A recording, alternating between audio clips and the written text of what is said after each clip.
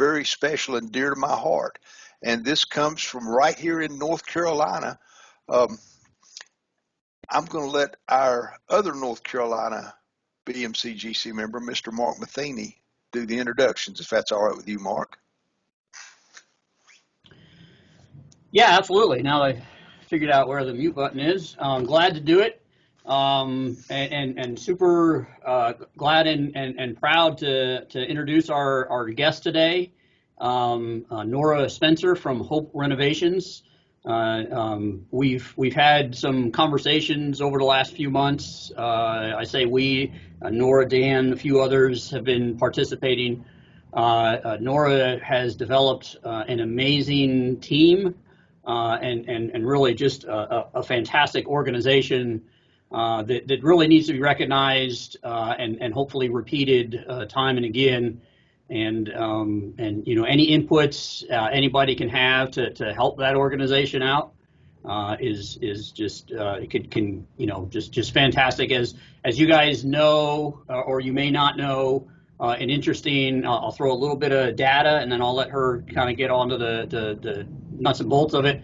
Women in construction is 10% of construction. That's a pretty horrendous number. And you may not know that up to 60% of that 10% is administrative duties. Right, so they get counted if they're actually in there, and that's not project managers.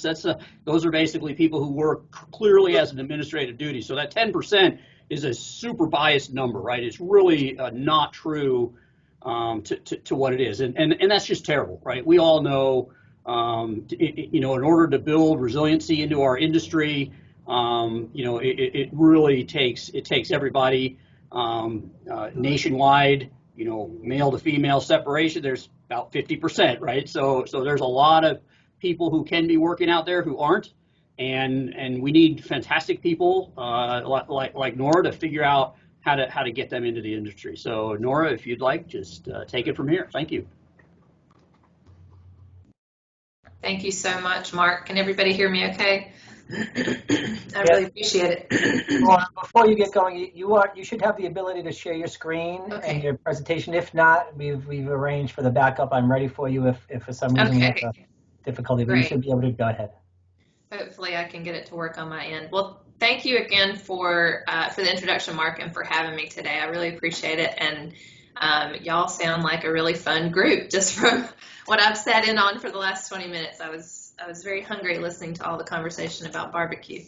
But I'm glad to be here. I'm glad to tell you a little bit about what we're doing at Hope Renovations and why we're doing it, and just hopefully get you inspired to figure out how to help us on our mission and help us understand how to help you on yours. So I think, you know, I believe it was Mark who first reached out to us a few months ago after seeing a piece on us on CBS This Morning that was run on Christmas Eve, actually.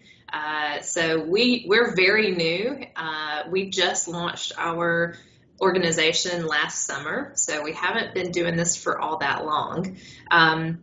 But we've done a lot in the last few months, and I'll tell you about all that.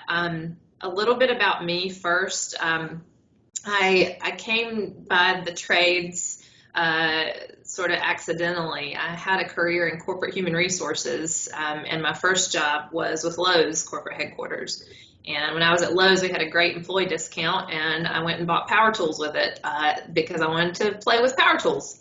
And I learned how to use tools, and then I started doing some other things, and I started working with some contractors on some remodels, and just over the years, I became a self-taught tradesperson. I never saw any women doing it, which always kind of stuck out in my mind. And then later in life, I decided to go back to school and get a Master of Social Work. And it was while I was in that program that I was working at a homeless shelter in Durham, and I came across a lot of women who were sort of stuck in a cycle of low-wage jobs and couldn't get out of it. And of course, you know, I had a good understanding of all the great opportunities in the trades and the fact that they tend to pay living wages. And so I created the idea for Hope Renovations. So we are a training program for underemployed women that prepares them for jobs in the skilled trades. And then we also have another piece of our program. We do renovations and repairs in the homes of seniors and adults with disabilities. So I'm going to go ahead and share my screen. I think having visuals is a little bit easier for me. So let me see if I can get this right. Okay, hopefully y'all can see that. I think you're all set, Nora. You should be Okay, good great. from my end. Awesome. So like I mentioned, I actually founded Hope Renovations in 2017, but I worked on it for about 3 years and we finally launched last summer. The intent was to launch in March of 2020, and we all know what happened in March of 2020. So we pushed it off, and then with a lot of masks and a lot of sanitizer, we finally were able to get started in July of last year.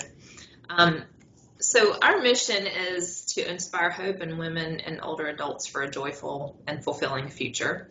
And like I mentioned, the way that we do this is by using our training program to give women the basic skills they need to know to be able to go into entry-level jobs and apprenticeships in the trades. We also have our Aging in Place construction program.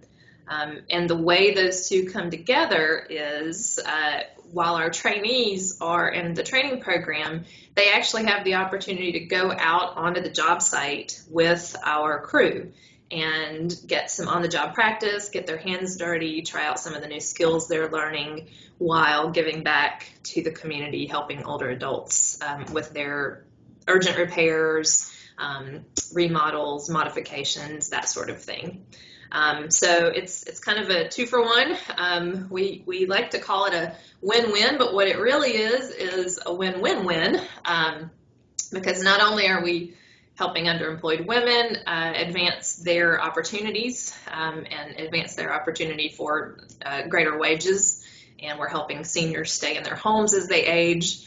We're also meeting a workforce need. I know I don't need to tell any of y'all how bad it is right now trying to find people. We've got a construction crew of 6 women, and we have had a job posted, I think, for 3 months right now for another crew member. It is just really hard to find skilled labor right now because everybody is retiring. So, women have not had a seat at the table in this industry forever. And I think it's unfortunate that a critical workforce shortage made everybody realize that there was an entire gender missing from the workforce, but it did, which is great. There's a bit of a movement right now around getting some more women into the trades and making this a more gender equitable industry. So we're past time for that, but it's happening, which makes us very happy. I probably don't need to share any of these stats with you, but some of them may surprise you. Now, this is North Carolina specific because we are out of Carrboro, North Carolina. But that first number, that's pretty accurate for the entire country. Throughout the entire country, it's between 1/4 and 1/3 of women work in low-wage jobs. And low-wage jobs are jobs that do not pay a living wage.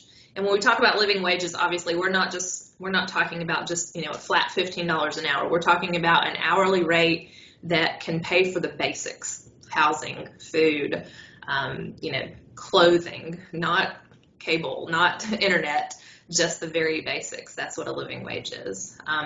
In North Carolina, it's about $9 is their average hourly wage for low wage women. The real surprising thing, I think, for a lot of people is that about half of these women are the primary breadwinner for their family. And, if you're thinking about this in the post-COVID world, I think we probably all saw those statistics that came out right after the first of the year that all of the job losses in December, all the net job losses were women.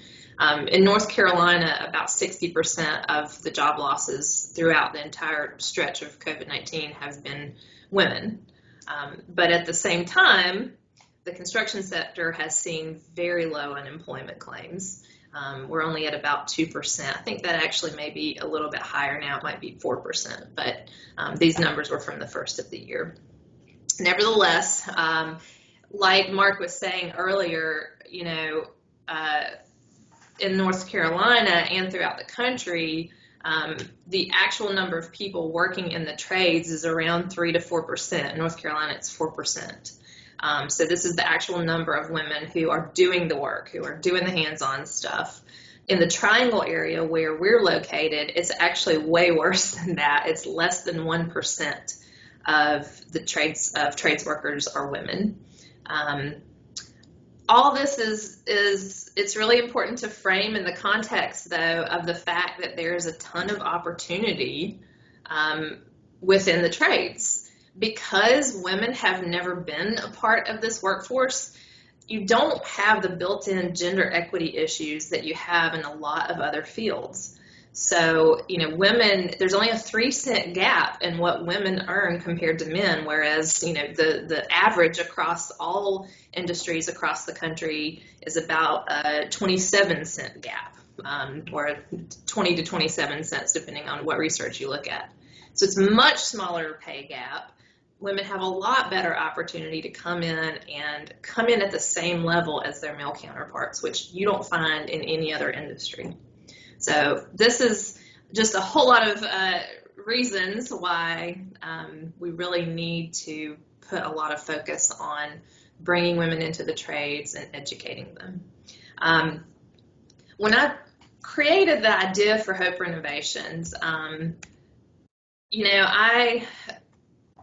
I looked at a lot of other training programs throughout the country, and I did a lot of interviews with underemployed women. And this type of education exists usually at a community college or trade school.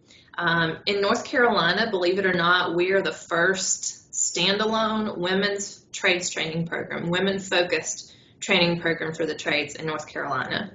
And when I say standalone, I mean it's not connected to a community college or some other kind of vocational school. The problem is, particularly for underemployed women, particularly for low income or marginalized populations, there's a real disconnect between understanding how to get to the next level and feeling like you have to go to college to get there. So just even conceptualizing how do I go to a community college, it's not even on some women's radar, because just culturally or because of their income level, they've never considered that as an opportunity. So what I really wanted to create was a short program that gives women all the skills they need to really be able to go onto a job site and say, hey, I can be a helper. I know how to do the basics. I want an apprenticeship. And that's what this program does. So our program's 10 weeks long. We do license the Home Builders Institute's pre-apprenticeship certificate training curriculum. So they do receive a credential from HBI, and if you're not familiar with HBI, that's the education arm of the National Association of Home Builders.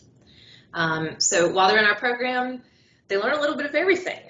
You can see on the screen there all the different things that we touch on, and one thing that's actually not listed on there, they actually learn a little bit of pool maintenance.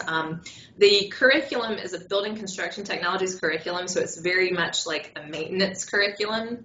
We chose that one specifically instead of, carpentry or electrical or plumbing, because that curriculum gives them a taste of everything, and that's what we wanted. We want to bring women into the program so they can kind of understand the different trades, figure out what their aptitude is or what they love, and then, use it as a launching pad, either into an entry-level job or into more education.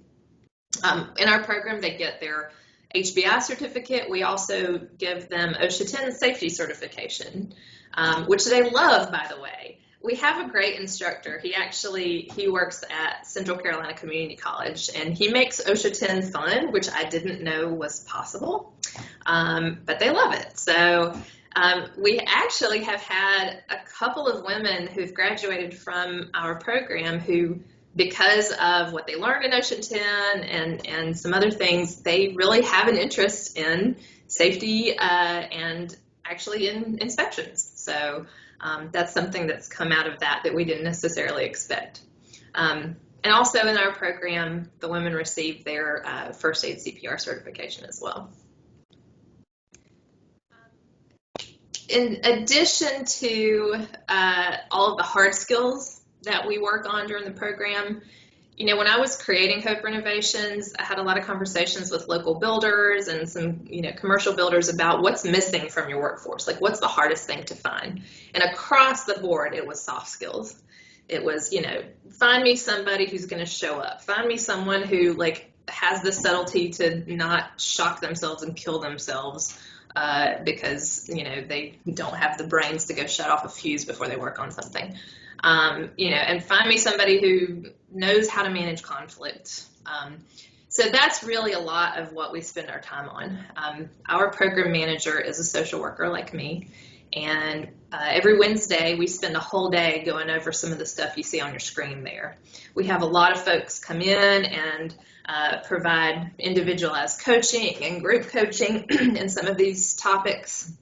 We do a lot of work on career preparation, like resume writing. We have a mock interview day where we have partners come in and provide interviews. And we spend a lot of time talking about, you know, just how to be a good employee. What does that look like? Because, you know, particularly for women who come from underserved backgrounds, a lot of times if they haven't had the opportunity to be in a job where there was high expectations of them, or they haven't had someone in their life to teach them these things if they're younger, you know, this is not something that just comes natural. You know, work ethic is something you build, and that's what we're trying to help them build here. We do have a lot of guest speakers come in and talk, and we try our best to bring mostly women in. We do have some male guest speakers, and they're great too. You know, I tell everybody we couldn't do what we do without men. Like, they are a key piece of what we do because, you know, this is a male industry. That's just a fact, and we have to have a lot of male partners. We have to have a lot of buy-in from our male partners. But when it comes to feeling like they have the ability to ask all the questions they need to ask, they just, you know, it just makes sense for us to bring as many women in as we can. So we do. You know, we often say, if you don't see it, you can't be it. And in the construction trades, of course, you don't see women. And when you see women, it's usually unusual. In the back of your mind, you think, there's a woman on that job site. We're trying to change that. We hope in maybe like 15, 20 years you won't think that. But when we bring these women in, it gives our trainees an opportunity to really learn what it is they're going to face when they go out into the world of the trades. You know, what are some real life experiences that can be shared? In addition, we have, you know, we have some pieces of our program that are actually taught by women who are landscapers. We have a woman who is a plumber that comes in and speaks. We have a woman who's an HVAC professional that comes in and teaches that piece of it. So we do have guest teachers come in and teach their trade. And then we also have, this was important to me coming from an HR background, we have an HR expert that talks about harassment and what that looks like and what is not harassment and what your rights are and what you do about it. A really unique thing about our program is that we're a bunch of social workers. We're social work construction workers, which is probably not a thing, but it is for us. So I'm a social worker, our program manager is a social worker, our construction supervisor is a social worker, we have an intern who's a social worker. There's a lot of us.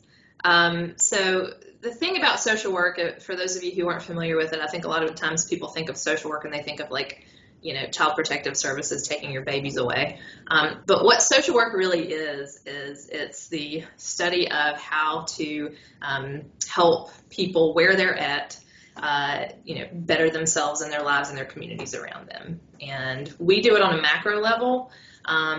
What we have as social workers is we have an understanding of all of the things that have brought these women to this point. So it's not about just like, hey, here's a training program. We're going to send you through a training program. You're going to go get a job. It's all of the other stuff too. So our big goal is to help women address whatever barriers there are that may keep them from being a great employee and from being able to build their career in this industry. So we work with them on connecting them to resources in transportation, childcare. A lot of these are like the typical barriers that women face. Mental health, physical health, if there are financial needs that they have, we try to connect them to resources that can help them. Currently, we're offering a stipend with our program as well. We actually pay participants $150 a week. There's a couple of reasons we do this. For one, it's a big commitment. To take on a program that is 9 to 3, 5 days a week for 10 weeks basically means you can't work a full-time job. So, $150 isn't much, but it is helpful for someone going through this program. And the other reason for that is there's a ton of research out there that training programs have better retention and better recruiting opportunity when there's a stipend involved, and we have seen that to be true. So a little bit about our construction program that you see there, Kat and Kate on the left. There are a couple of our women on our crew. Obviously, the majority of seniors say they want to stay in their homes as they age. They don't want to have to go to, an assisted living or even a senior community. They want to stay in the place they love. In our area, in the Triangle and all over the country, it can be really hard to find contractors who do this kind of work because a lot of it's small or mid-sized scale work, installing grab bars or, doing a tub to shower conversion, which is what you see there on the right, repairing a subfloor, which is what you see there on the left. It's especially hard for low-income seniors because they just don't have the money in their budget to be able to take care of their homes, and that's a big reason why a lot of them end up having to move out of their homes. So that's what we do in our construction side of things. We actually have a really interesting model. It's a revenue generating model. So we do all of our work on a sliding scale where, the lowest income folks either pay nothing or they pay very little. And then the folks on the higher end of the scale pay market prices for the work that we do. And we take the revenue that we make from those jobs and we put it back into the homes of the low income adults that can't afford it. So that's how that model works, and it allows us to serve all seniors regardless of income and do more work in the low income side of the community where it's really needed. And the cool part of it, like I mentioned earlier, is that our trainees get to work with our crew out on the job site, which they absolutely love. They love demolition the best, which probably doesn't come as a surprise. It is fun. I do want to, point out that it's not just getting women into jobs right after the program, although the majority of the women who graduate from our program go straight into like actual jobs in the trade. So we just graduated a cohort on April 4th, and 5 of the 6 women already have jobs. 4 of them had jobs before they left our program. And it just is across the board. One is going into an electrical apprenticeship, one's going to an HVAC company, one's going to a solar company. One of them is actually interested in inspections, and she's looking for jobs in that area. We've also had a lot of women coming out of our program who are going the entrepreneurial route. They want to become GCs, or they want to create their own business of some sort. And then apprenticeships, of course, is another opportunity that we are trying to create more pathways to. We're actually in the process right now of becoming a registered pre-apprenticeship program in North Carolina. And then, of course, a big part of it, too, is continuing education. So we don't want our program to be their only stop on their path. We want them to love something so much that they go forward into one of the community colleges and learn more about it. So we've got connections with Durham Technical Community College and Central Carolina Community College near us, where our trainees can come out of our program and pretty seamlessly go into one of the programs at those community colleges with reduced or maybe even free tuition, depending on the program. Just a few of the partners we have. I show this slide because I want to point out that there's so many different types of partners who've jumped in to help us with this. It's really been wonderful to have collaboration from, folks all across the board. You would expect, builders and folks who are in the trades, but, we have a law firm who wanted to sponsor us because they're so excited about what we're doing. We have a retirement community that loves what we're doing on the senior side of things. We've been really blown away by the interest in what we're doing and the excitement about what we're doing, and really the sense of, hey, this makes a lot of sense. How come people haven't been doing this already? And it's that actually that has been very exciting to me, because after the CBS This Morning story aired on Christmas Eve, I had a lot of people from all over the country contacting me and saying, how do we start this where we are? You know, how is Hope Renovations coming to Kentucky, coming to Alaska, coming to Rhode Island? If not, how do we get this started up here? We actually hosted a webinar in February where I talked about how I started Hope Renovations. And if you want to start your own organization like this, here are some of the things that you need to keep in mind. Our program is actually very replicable and very scalable. And of course, these are needs that exist all over the country. So when we get to the point where we can figure out how to do it, we want to go nationwide with this. And that's what this last slide is about. So just focus on the next 5 years. You know, this year we're in year 2, getting ready to be in year 2. We've already expanded our programs to the entire triangle. We are hosting women's DIY workshops, which are very popular. We're trying to get the funding together to start an evening program for women who can't do the daytime program. It'll be a scaled back version, but they'll still receive credentials. And our goal was to complete 50 construction jobs. I think as of yesterday, we had already completed 17 in 2021, so we're well on our way. Next year, we're hoping to move outside of the Triangle region, somewhere else. I'd love to go to the Triad, where you know, I think some of you folks are. And then within 5 years, we want to be outside of North Carolina. So big goals, but we're pretty energetic ladies, and I think we can do it. So, so that's it. That's an overview of what we do. HopeRenovations.org is the website. I would be very glad to answer any questions you may have. Let me see if I can get out of my screen share here. Yeah.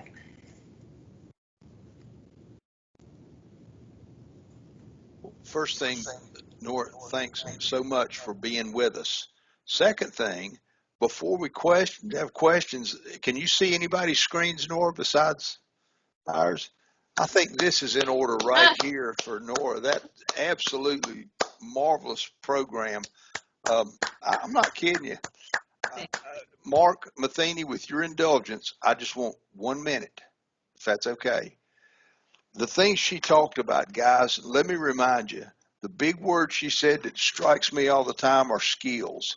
And the ability to put soft skills in a job where you're a regulator, where you're trying to ingratiate yourself and your mission into your community, soft skills is absolutely essential.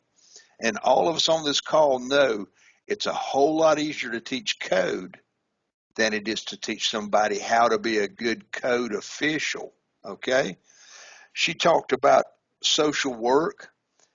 If there's any higher mission than the built environment, where we live, where we work, where we play, where we show how we care for one another, that's the most vigorous social construct that I know of anywhere. And so she's right on the mission with us again. She talked about diversity and having women, and anybody that has been in this business as long as we have knows that the thing that we lack more than anything else is the ability to go into the communities we represent and look like those communities. And until we solve that problem, we're miles behind. And what Nora and her group are doing, they're inviting us in the front door to help them expand so that we can look like the communities we serve. That's a great goal for us to have our entire careers. And guys, I could go on forever and ever, but job readiness is one thing. I saw in there she mentioned personal success. How many of us can say that in our career, whether we've been, a field inspector, where we've been an administrator, a building official in charge of a department, how many of us haven't suffered from that fantastic employee whose job skills, readiness, intelligence, experience were wonderful, but their personal success was lacking, and it kept them from being able to do the job that they need to do for their community. I'm going to hush there because I said 1 minute. Nora, I can't thank you enough for coming on and talking with us about this. And this is sort of abnormal because we're always pressed for time. I can push through this meeting because I'm the chair. I would like anybody who has a question for Nora to please offer it up now and let her have a chance to answer them while she's on here.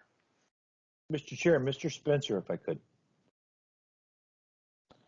Nora, my question would be, I guess, how did you, from a business model perspective, get your start and be able to continue to be moving forward so that it could grow to this point? I'm really interested how you kind of got your start and how you got going. Yeah, that's a great question. Because I came from a business background and I had no experience in nonprofits, I really was at first thinking this would be a for-profit, like a social venture, a B Corp, if you're familiar with that. I sat down with a lawyer and he said, "Do you have money?" And I said, "No." And he said, "Maybe you should think about being a nonprofit." So a lot of my first year was just spent looking at funding opportunities, and there is an act called the Workforce Innovation Opportunity Act, and our big funding that got us started was through that. We got a workforce development grant that allowed us. It's through the North Carolina Department of Commerce, but it's federal funding from the Department of Labor. So that's really what got us launched. And then once we were launched, fundraising became easier. We won some more grants. We're not all that well funded, but no nonprofit is. So that's also one of the reasons why I decided on the revenue generating model, just to, we need some sustainability. It's not good to always rely on grants and donations. So that's why I chose that model for the construction business. Well, kudos to you. Very impressive. Thank you. Nora, this is Christopher. I'm up here in Massachusetts. And first of all, I wanted to congratulate you on this incredible job that you are doing. And you're touching me in a very special place in my heart, because I often have said to many people that when I first did inspections in the Commonwealth of Virginia, the best wiring inspection I ever did was work that was done by a woman. I could actually follow the wiring. I could actually read what was going on, and it was actually wired correctly. And I didn't have a rat's nest when I was done looking. It was beautiful. So what I really wanted to understand now that I'm up here in New England is, what have you found to be the most effective means of support from the municipalities, as opposed to just the hammer swinging groups and the hard hats? We have here a housing coalition that we're a member of, and it includes the towns that are in our county, and it includes our county. And there's also a couple organizations that we're members of. That there's like a regional council of government that we work with.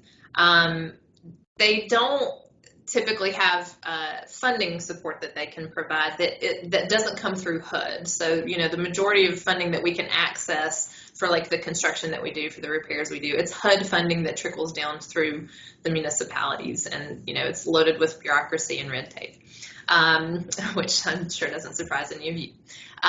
But they too need women on their workforces. So the majority of the interaction and the engagement we have with them is them coming to us, and they've given presentations. So like our water and sewer authority has given presentations. Our county inspectors have come and given presentations about that sort of work. So it's really opening up opportunities and helping the women in our program understand that it's not just going to be a builder, or it's not just going to be a tradesperson. There's a lot of other opportunities in this industry that women are great at and that we need women doing. So. Yeah, this is Jim Brown. A question, please. Can you hear me? Yes. Hey, Jim. Yeah. Nora, thank you so much for the presentation. That was great. And, I'm sitting here and the wheels are spinning, and I'm thinking of PTN, Permit Technician. I'm thinking about the acronym WICKED, Women in Code Enforcement.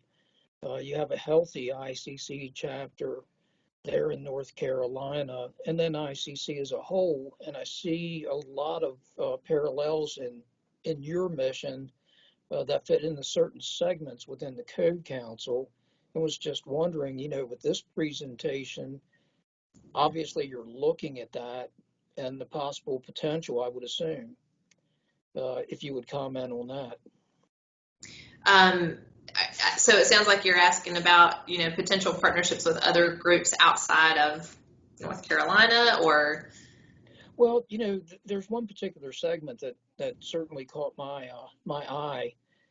I've had the privilege of working with some phenomenal women that are inspectors, plans examiners, building officials, directors of departments, with ICC's certification program, with our educational offerings for that particular segment of your nonprofit.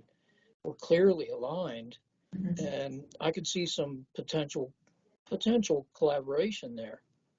Yeah, we're open to all of those ideas, and as we have, we've only had 3 cohorts come through, so we're starting our 4th cohort in 2 weeks. So we're still very young, but our eyes are being open to all the possibilities in this industry. I didn't even think about anything ICC related until Mark and Dan reached out to me and wanted to have a conversation. It never even crossed my mind. I think what I normally say to folks who are interested in engaging with us is, you tell me how to do it, because the chances are I don't know anything about what you're doing.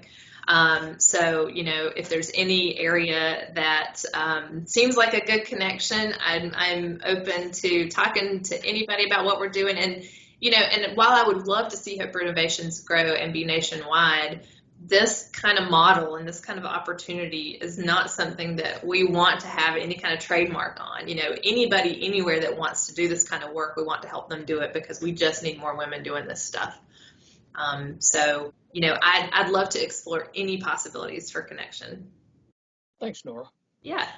If I could there, Nora, I think one thing that Jim was alluding to is that WICID, the Women in Code Enforcement, and PTN, wherever the annual business meeting is held at ICC, that group always gets together and does a Habitat for Humanity project, whether they work on a home or whether they go to the local store. So that's something that they do. So they actually do some things kind of parallel, but it's a one-off thing. So you might find some connection there. Right. They may even want to, down there in your local chapter or your local area, if they're aware, they may join with you on a Habitat for Humanity project. Yeah, that sounds great. We actually do work with Habitat.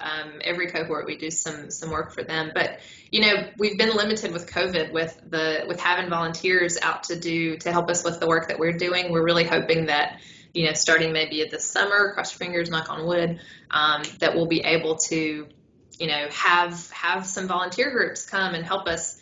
We're talking about maybe doing a blitz in one of the more low-income neighborhoods here in town and just kind of knock out a whole bunch of urgent repairs all at once. So yeah, I'd love to talk to somebody about. I never heard of WICID Women in Code Enforcement. That's awesome. One thing, Nora, and I want to tag on to both Mr. Spencer's and Mr. Brown's comments. We do not have members from WICID in North Carolina yet, but at an annual business meeting like there will be in Pittsburgh this year in September, there are opportunities galore to network. And all through your presentation, that's one common thread that I saw that helped you be successful, was your willingness to communicate and to network with people. What we do have in North Carolina is a recently chartered ICC chapter called North Carolina Permitting Personnel Association, and they are working right now with the state to get a certification program through our own Department of Insurance. And while their jobs are not field jobs, the goal is to, number one, cause our municipalities to recognize the importance of technical skills, the abilities, the knowledge that come with these jobs, and then offer the path where we can move people from one place to another during their career.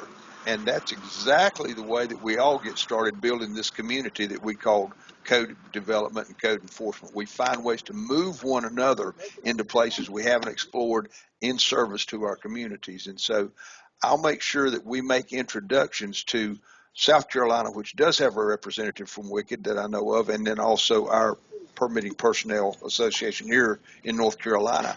And I know they would be thrilled to have an opportunity to talk to you. That'd be great. Thank you. Hi, Nora. Mike Boso here from Ohio. I like An outstanding program. I mean, what you bring forward is a great resource, not just for women, but for the entire industry. What is the age range of the women that are part of this program? We take anyone 18 plus. Our youngest has been 21 and our oldest was 63. I would say the majority of women in our program are what we would call re-careering. So they've kind of jumped around from thing to thing and they're tired of, low-wage jobs essentially. And they're typically in their 30s. All right, great. Thank you. Yep. Nora, this is Chris Bridges. I'm in Martinsville, Virginia. Just to tack on to what Dan was saying about the International Code Council, the incoming president is Cindy Davis. She's the deputy director for building and fire codes for Virginia.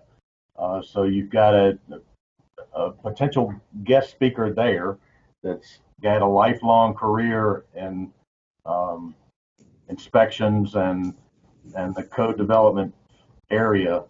Also, the WICED is a national chapter. The only state chapter is just north of you here in Virginia as well. So you've got close by resources for both of those types of services just to your north.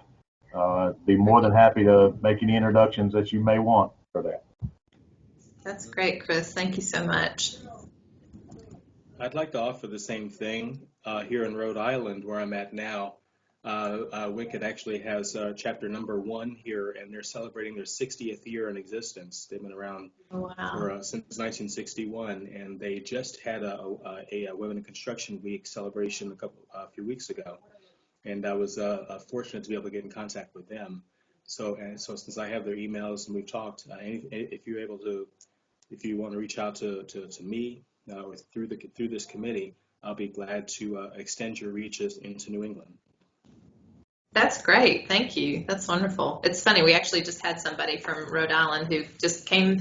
They found out about us and they came by our shop and wanted to learn more. So you have at least one other woman up there who's interested. So yeah. And if anyone wants to contact me directly, my email address is very simple. It's Nora, Nora @hoperenovations.org.